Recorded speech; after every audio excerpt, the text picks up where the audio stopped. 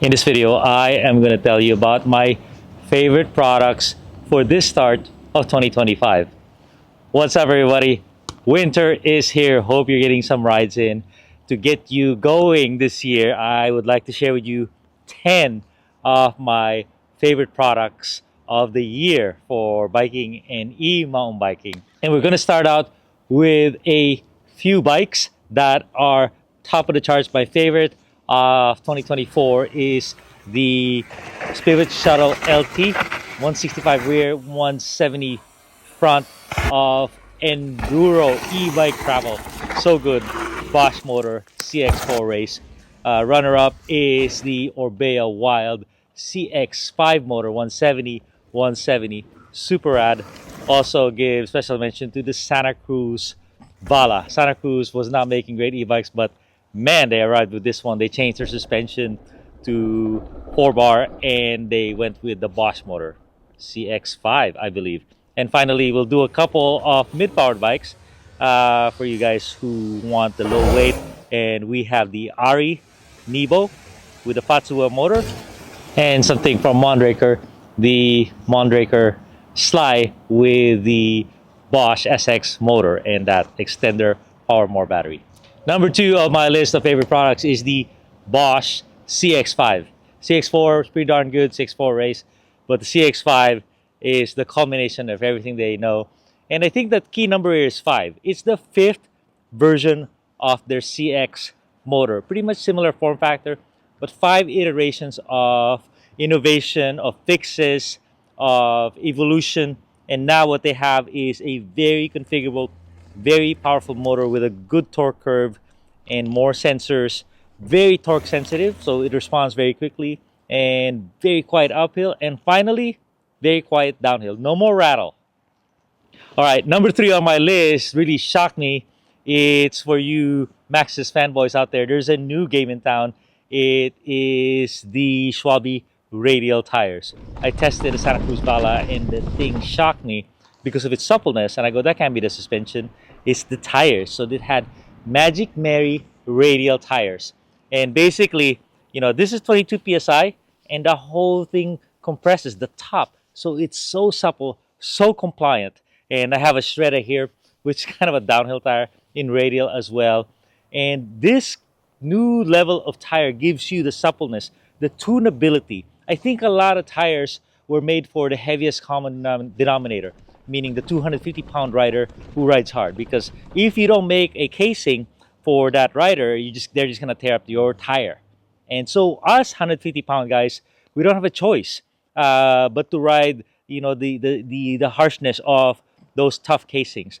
But here now we have a casing that is so compliant. It's like suspension, more grip, more comfort, and really it keeps you fresh. No very little vibrations. It takes the hits that your suspension cannot, because you know there's just too many of them, like rocks and roots and whatnot.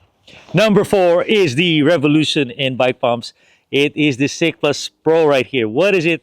It is a lithium battery powered outrunner brushes motor with electronics and a gauge. And why is this a game changer?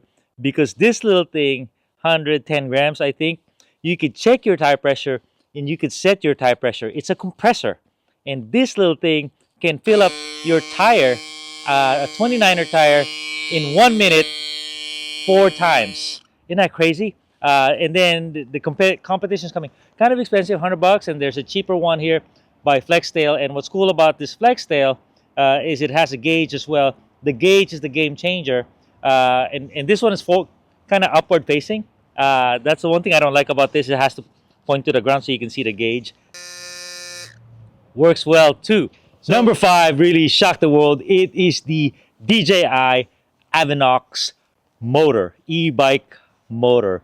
And this thing was too good to be true. We thought it was vaporware, right? Because it was introduced in the fall at Eurobike, but people have been riding the bike now. I heard some new small batches of bikes are going to come to the US. The DJI Aox motor is just so mind-blowing that even the company they put up, it's called Ampflow. They're selling their bikes are selling like hotcakes, and they're very kind of ordinary bikes, but the motor is that good. And why is it good?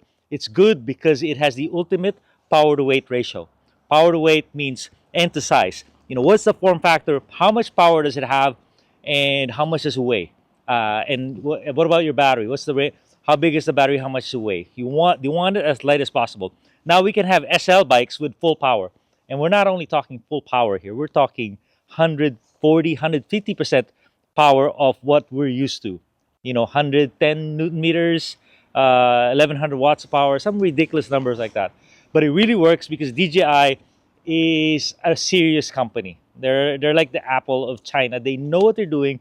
They have over 10,000 employees, mostly engineers, and they're very good. But they came up with this drone right here, and this drone is legit because it has all their technology, but it's not $3,000 like their good ones. Or this is only $199.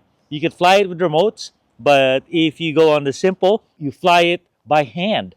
And this thing is the only drone that can follow me on my rad adventures. So let me fly it right here. So it's this simple, and what I'm having it do is a droney, where it goes out. You're at the top of the mountain, you want a little shot. It goes out. How far are you going?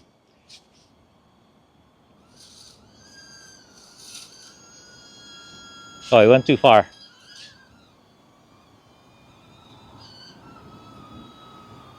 Oh, that is insane. That's insane. When I share with you the footage, it will blow you. It hit a tree, it messed around with the tree, and then it came back. And now it's back. And that's what makes this drone special, is it can hit obstacles, it can hit people, and it's fine. And it's $199. So you can follow me from behind on my biking adventures. DJI Neo. Number 6 is, again, shocked me. It's the Fox transfer dropper. Fox transfer dropper, whatever, was that good. It had these funky levers, and it was this long. How are you gonna get good drop when it's this long and it needs to be inserted on a bike, especially an e-bike with a motor in there? But here, both of them, the best Orbea, the best Pivot are using these new Fox droppers. And not only is it, efficient like Fox and reliable, but the insert length is short and the stack height is short. So I'm using 200 mil droppers with a Fox with their nice levers. They even have a wireless version now. On that note, with Fox, I am shocked by the new Fox Float X. They used to be awful 4 years ago, and now I only like X2, even though they were unreliable. But the Float X is so good, I prefer it even to the coil that came with this Shuttle LT. Number 7 is, you'll see on this bike, is the Ergon saddle, the SM saddle.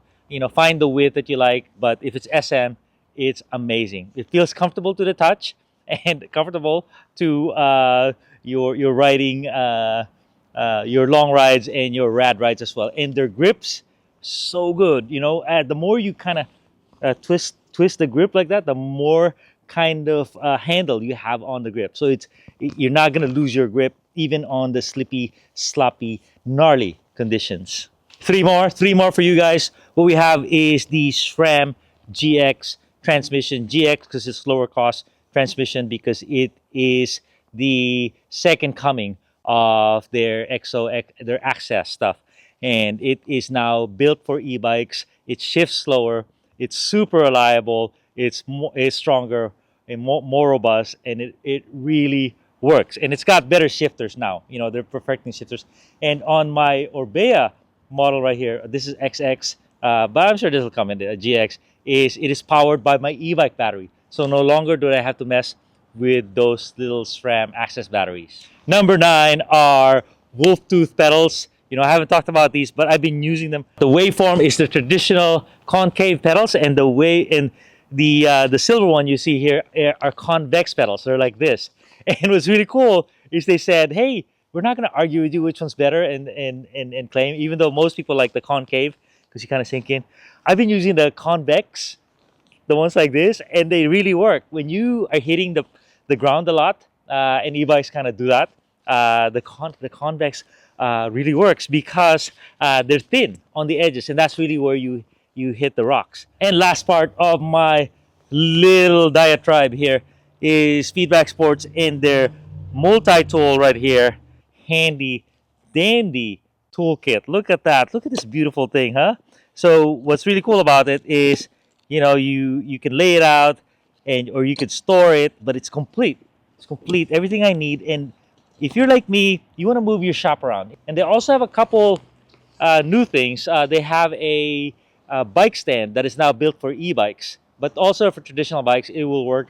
You know how these old bike stands, when you put them, they can barely hold your 50, 60 pound bike, and you touch them and they topple over, everything falls.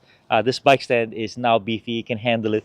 It's got a little knob, so you can release the bike slowly to the ground. And they also have this little stand right here, which is, the old traditional feedback sports wheel hold stand, but this thing is much bigger, so it's more stable, and it's also got a spot for your charger.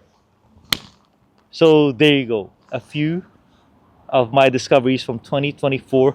They're gonna pave the way for me to have a good season in 2025. So what about you guys? Have you used any of these products I'm babbling about?